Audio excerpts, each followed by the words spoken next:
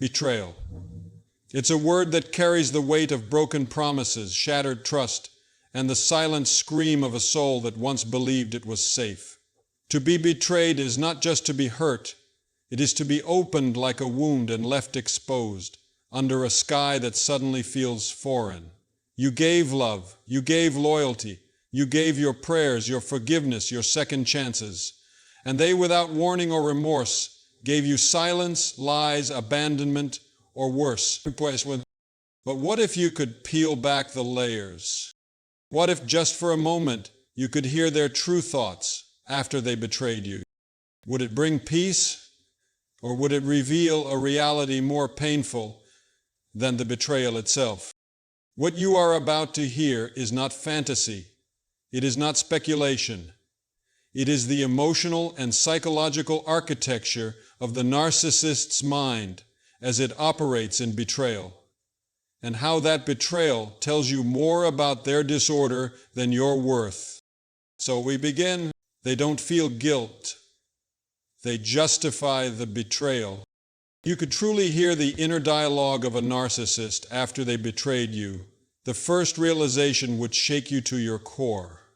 Not because it's loud, but because it's disturbingly absent. There is no guilt. There is no voice in their mind crying out, "What have I done?" There is no sleepless night, no emotional reckoning, no aching to make things right. Instead, what you would hear is a string of rationalizations woven together like armor, an internal courtroom where they are not just the defendant but also the judge, the jury, and the hero of the story.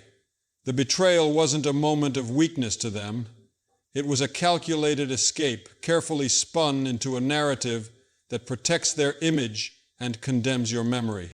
While you replay every moment in your mind, asking yourself what you missed, what you could have done differently, they are rehearsing a different script, one where they were pushed too far, one where they were unappreciated, one where you changed, became too emotional, or didn't meet some silent standard that they never clearly communicated. This is the trap most kind-hearted people fall into after being betrayed. We assume others possess the same emotional architecture that we do. We assume that betrayal must come with remorse, that hurting someone should provoke reflection and a hunger for reconciliation. But in the world of the narcissist, betrayal is not a crack in their moral compass. It is a fulfillment of it. It was necessary, justified, inevitable. This is what makes narcissistic betrayal so uniquely disorienting. Because while you are mourning something sacred, they are managing a perception. While you are searching for closure, they are polishing a lie that makes them look noble for walking away. You may sit in prayer hoping for an apology, hoping they will recognize the depth of what they've done, only to realize they've already buried it beneath excuses, blame shifting, and emotional rewrite. You grieve the relationship as something meaningful. They discard it like a role they no longer want to play. But let this truth settle deep into your spirit. Their lack of guilt is not a reflection of your worth. It is a reflection of their fractured soul. They don't avoid remorse because they are too strong. They avoid it because they are too fragile. To admit they betrayed you would force them to confront the hollowness behind their inflated sense of self. And that confrontation would be catastrophic for their ego, for their false image, for the entire illusion they've built to survive in a world they cannot control with honesty. So they rewrite the story. They justify the betrayal. They silence the shame before it can speak, and in doing so they reveal the coldest truth of all. They were never loving with the same heart you were. Their attachment was never intimacy, it was utility. Their commitment was never covenant, it was convenience. You were real, they were performing. You were vulnerable, they were calculating. And yet, this is not the end of the story. Because while they escape the burden of guilt, they also escape the possibility of healing. And that's what leads us into the next truth. the part of their mind that doesn't recoil at your pain, but feeds off it. Your pain confirms their power, not their guilt. One of the most devastating discoveries after being betrayed by a narcissist is that your pain, raw, honest, and holy, does not awaken their conscience. It confirms their control. Where you assumed that your suffering would open their eyes, soften their heart, and perhaps pull them into a place of regret, the narcissist instead experiences your emotional collapse as validation. It's not that they misunderstand the damage they've done. In fact, they see it clearly. But rather than being moved to sorrow, they are energized by it. Because in their world, pain is not something to be soothed, it's something to be leveraged. And if you're hurting, it must mean they are still important, still central, still powerful. This is where the moral framework collapses, because while you cry out from a place of truth, believing that love should care, that wrong should ache, and that betrayal should stir remorse, the narcissist responds not with empathy, but with entitlement. They feel justified in watching your devastation. They may even see it as a kind of twisted success. After all, if they can break you, it must mean they mattered. If you're still mourning, it must mean they had influence. If you're still hoping for closure, then in some twisted way, they are still the most important character in your emotional landscape. It becomes a perverse confirmation of their centrality. For the narcissist, relationships are not built on mutuality, they are built on dominance. To love, in their mind, is not to serve, protect, or nurture. It is to conquer, to hold emotional superiority, to be the one who is desired, pursued, and never questioned. Your heartbreak doesn't make them question themselves. It makes them feel elevated. Where you feel exposed, they feel invincible. Where you ache for resolution, they relish in their silence. And this is not a momentary lapse of empathy. It is a structured system of thinking built on the need to feel above, beyond, and untouchable. Many people ask, how could they walk away so easily? How could they look me in the eye and still show no remorse? The answer lies here. In the mind of a narcissist, the goal is not emotional intimacy, but emotional control. And once that control is lost, they either double down through manipulation or flee and watch from a distance as the chaos unfolds. Either way, your reaction becomes a metric for their significance. If you scream, they win. If you beg, they win. If you collapse, they win. Not because they are cruel by accident, but because they interpret every sign of your pain through the lens of their ego. And the ego does not want truth. It wants worship. That's why your attempts to humanize them, to share your hurt, to appeal to their better nature so often fall flat. You are speaking in the language of love. They are listening in the language of control. You are offering vulnerability in hopes of restoration. They are assessing vulnerability for advantage. And the longer you stay in that place of needing them to see what they've done, the longer they remain in control of the emotional battlefield. But here's what must be understood. They cannot truly win unless you remain dependent on their recognition. The real victory is not theirs when they hurt you. It is only complete if you keep waiting for them to care. Your suffering alone does not empower them. Your hope that they will rescue you from that suffering is what sustains their illusion of dominance. As long as you seek healing from the hands that wounded you, they believe they still reign. So the work becomes this: to reclaim your pain as your own, to treat it not as a performance for their apology, but as evidence of your depth, your goodness, your humanity. To stop offering your wounds like petitions at their feet, hoping they'll pick them up with compassion, because they won't.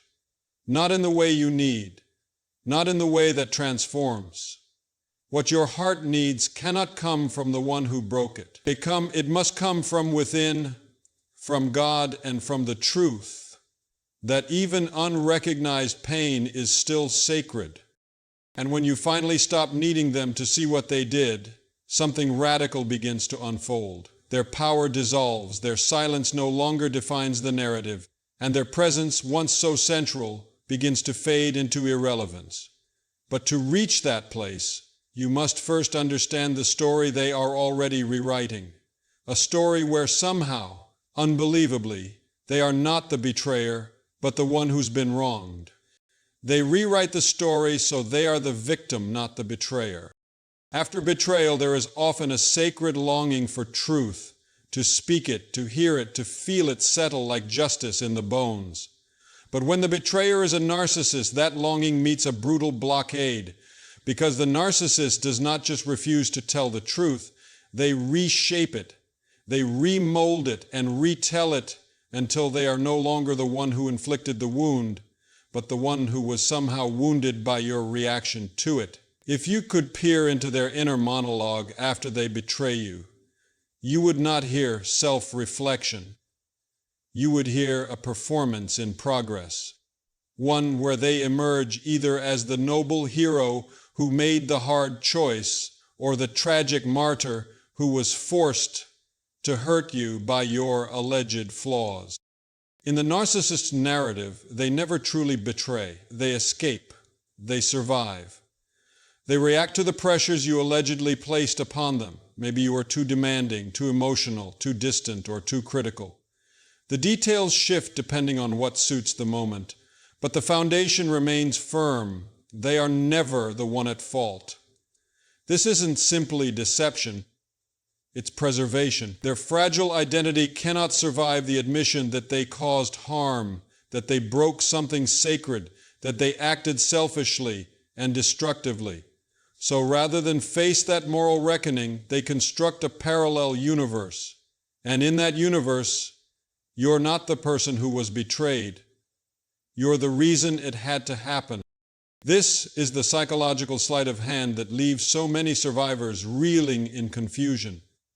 Because when you finally gather the courage to speak your pain, expecting perhaps some acknowledgement or regret, you're blindsided by accusations.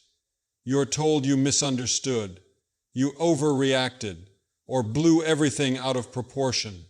Suddenly, the betrayal you're mourning becomes ammunition against your character, and what began as a cry for healing turns into a trial where you are cross-examined, belittled, and blamed, not for your pain, but for daring to name it. This dynamic is not only cruel, it is calculated. Because if the narcissist can convince you that your heartbreak is your fault, then they never have to carry it. If they can recast your silence as punishment, your tears as manipulation, your boundaries as betrayal, then they remain clean in their own eyes. And tragically, if you are a deeply empathetic person, as most targets of narcissistic abuse are, you may even start to believe it. You may start to wonder, did I expect too much? Was I really too sensitive? Could I have handled this better? And in those small, aching doubts, their version of reality takes root. That is why reclaiming your truth is not a small act. It is a radical act of self-preservation. Because the narcissist's rewritten story isn't just dangerous, it is contagious. Left unchallenged, it spreads into your memory, into your identity, until you are no longer sure what really happened. You begin defending yourself in conversations you never should have had to have. You try to explain events that were never your responsibility. You begin to apologize for being hurt, to shrink your emotional truth so that it fits into their fiction. And that is where they win, not just when they betray you, but when they convince you to betray yourself in order to maintain the illusion that they were never wrong. But there is a deeper freedom available. It begins with the decision to stop debating a story that was never written in truth. It begins when you stop needing to be understood by someone who is committed to distortion. Because your reality does not need their permission to exist. Your pain does not require their approval to be valid. And the moment you stop handing your story over to someone who rewrites it to serve themselves, you begin to reclaim the narrative, not just of the betrayal, but of your life. And that reclamation begins by seeing the next layer of manipulation clearly.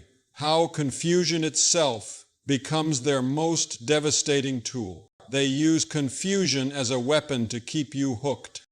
There is a reason you walked away from every conversation with them feeling more disoriented than before. It is not because you lacked clarity going in.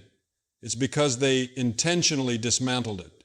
When a narcissist betrays you, they don't just leave behind the wound. They leave behind a fog, a thick, choking fog that creeps into your mind, your memory, and your emotions until even your most certain truths begin to feel negotiable. And this is no accident. It is not a byproduct of miscommunication or emotional immaturity. It is a tactic, a survival strategy, a calculated form of psychological control designed to keep you tethered to a narrative that constantly shifts just beyond your reach. Confusion is not collateral damage, it's their weapon of choice. Because as long as you are confused, you are controllable. As long as you doubt yourself, they can offer themselves as the only voice that sounds convincing. They don't need to be right, they just need you to question whether you are. And they achieve this not by screaming lies, but by carefully eroding your sense of certainty with subtle distortions, half-truths, contradictions, and manipulative charm. You approach them with facts, with emotion, with honest confrontation, and you leave questioning your own motives. How? Because they flip the focus, they hijack the conversation. They divert it from what they did to how you said it, from the betrayal itself to your tone when you mentioned it, from their silence to your timing. And before you know it, you're defending your emotions instead of addressing their actions. It's exhausting. Spiritually, mentally, emotionally exhausting. You walk away feeling like the very act of seeking the truth has made you the aggressor.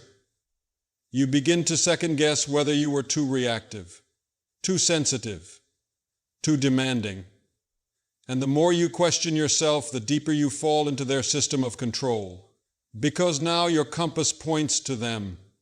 You seek clarity from the same person who thrives in your disorientation. You give them the power to define what's real, what matters, what deserves attention. And once they have that power, they use it not to lead you toward healing, but to keep you orbiting around their emotional gravity, never quite free, never fully whole, never truly seen. This is where many victims stay stuck. Not in the betrayal itself, but in the maze that follows. Because when you cannot name what happened, you cannot grieve it properly. When you cannot hold on to a solid version of the story, you cannot heal from the fracture. And the narcissist knows this. They understand that if you remain confused, you will keep returning for answers, for closure, for resolution. And each return reinforces their control, proving to them that, no matter how deeply they hurt you, they still hold influence over your mind. But there is a holy rebellion in clarity. There is power in naming what was once obscured. When you begin to identify the fog for what it is, manipulation, you stop breathing it in. You stop inhaling the poison of their narrative and start learning how to breathe in truth again. You begin to realize that someone who truly loved you would never need to make you doubt your own mind in order to stay close to you. You see that the real reason you were so exhausted wasn't because you were weak. It was because you were fighting for clarity in a war where the other side wanted chaos. And this clarity, once grasped, becomes the first light guiding you out of the maze. You begin to name the lies. You begin to trust your instincts. You remember the details they tried to twist. You hold tight to the memory of how you felt, even when they said you were overreacting. Because when you reclaim your sense of reality, they lose their grip on your future. But to do this, you must also see the most sinister twist of all. How, after betraying you, they turn themselves into the ones who have been wronged. They truly believe they are the victim. Perhaps the most disturbing twist in the aftermath of narcissistic betrayal is not the silence, not the lies, and not even the abandonment itself. It is the moment they look into your tear-filled eyes after all they've done, and somehow position themselves as the wounded one. In a world governed by truth, this would be absurd, but in the distorted emotional economy of the narcissist, where perception is everything and accountability is unbearable, this inversion is not only common, it is essential for their psychological survival. Because to admit they betrayed you would require them to face their own capacity for destruction, and the narcissist has built their entire identity around the refusal to do exactly that. What's most painful is that this role reversal doesn't always come off as blatant manipulation. Often it is cloaked in a genuine conviction. They believe they are the victim. They carry the posture, the tone, the woundedness. They speak of your boundaries as cruelty, your tears as emotional attacks, your silence as punishment. They might even cry themselves, telling others or themselves that you are too demanding, too difficult, or too impossible to please. In their world, your natural response to betrayal, whether it be confrontation, withdrawal, or grief, is rebranded as aggression. And just like that, the person who broke the covenant becomes the one who needs comfort. This psychological maneuver is more than just a defense mechanism. It is a complete restructuring of the story, so that the narcissist never has to see themselves as the one who caused harm. They flip the narrative, not simply to gain sympathy, but to avoid the unbearable weight of self-examination. To admit fault would be to admit flaw. To admit flaw would be to touch shame. And for the narcissist, shame is not something to be processed. It is something to be annihilated. And the only way to do that is to transfer it to someone else. That someone, more often than not, is you. So the moment you begin to express your truth, the moment you say, "This hurt me," you are no longer seen as someone in pain. You are seen as the threat. Your honesty becomes an offense. Your vulnerability becomes ammunition against you. And you are left in the impossible position of defending your pain while simultaneously being accused of causing theirs. It is emotional insanity.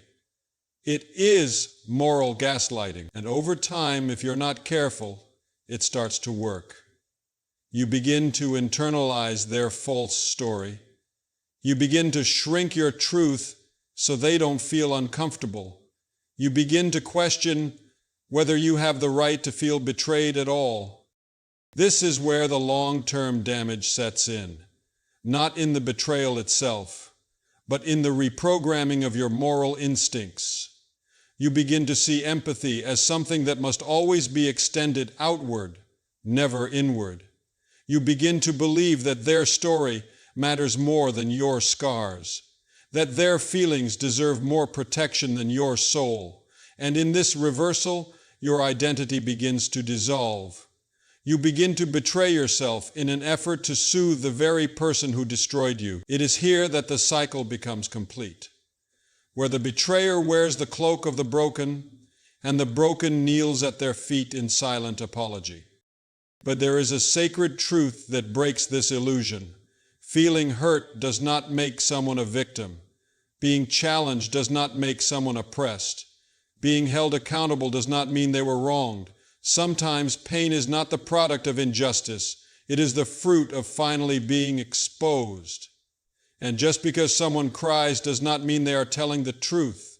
Some people cry not because they are repentant, but because they were caught. Some people mourn not the pain they caused, but the loss of their control.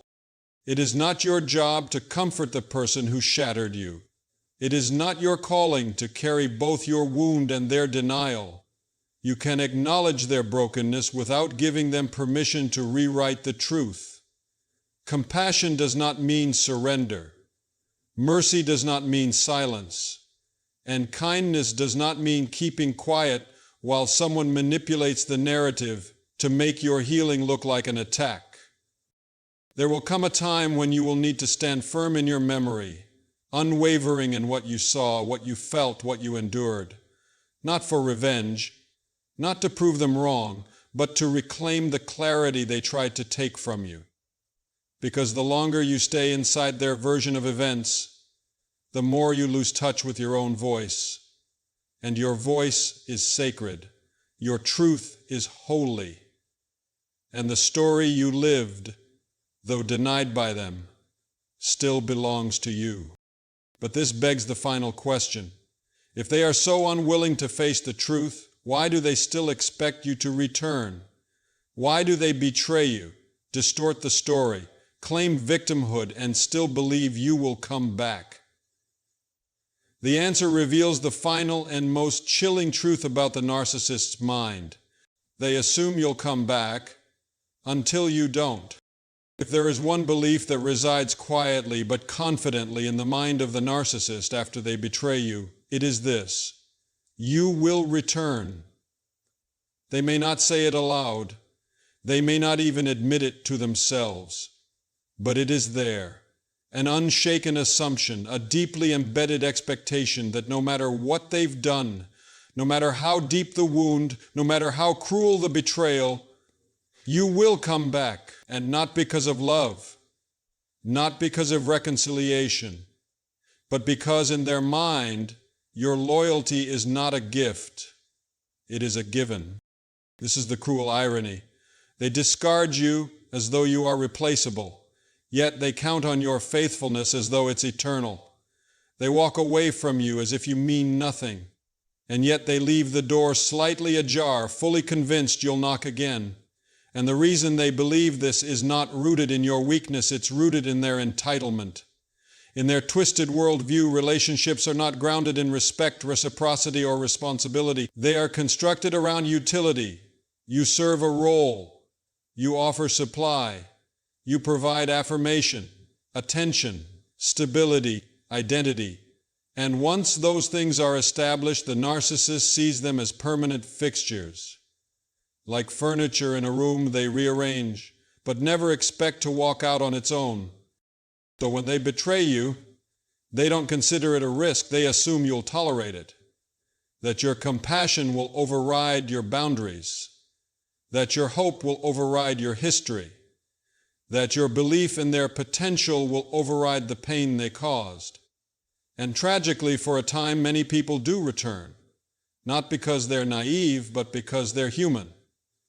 Because they want to believe the good in people, because they hope redemption is possible, because they confuse suffering with loyalty and endurance with love. And the narcissist thrives on this pattern. It confirms the script they wrote for you. It allows them to continue the cycle without consequence. It reinforces their delusion that they can harm without losing, that they can walk away without accountability, that they can destroy what is sacred and still be welcomed back into the temple as if nothing happened. But here's where the shift begins. There comes a moment, a holy, quiet, resolute moment, when the scales fall from your eyes, when the emotional fog begins to lift, and you see the pattern for what it truly is. Not a relationship, but a system of exploitation. Not a dynamic built on mutual care, but a trap sustained by your willingness to forgive what was never truly repented of. And in that moment, something awakens. It's not rage. It's not vengeance. It's clarity. And with clarity comes the strength to do the unthinkable, to stop returning. At first, it feels wrong. It feels like abandonment. It feels like failure. But it isn't.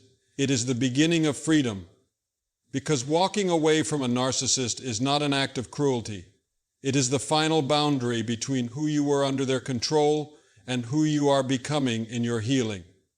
And when they realize you are no longer coming back, when your silence becomes not a strategy but a settled decision, it shakes the very foundation of their identity. Not because they've lost someone they loved, but because they've lost someone they controlled.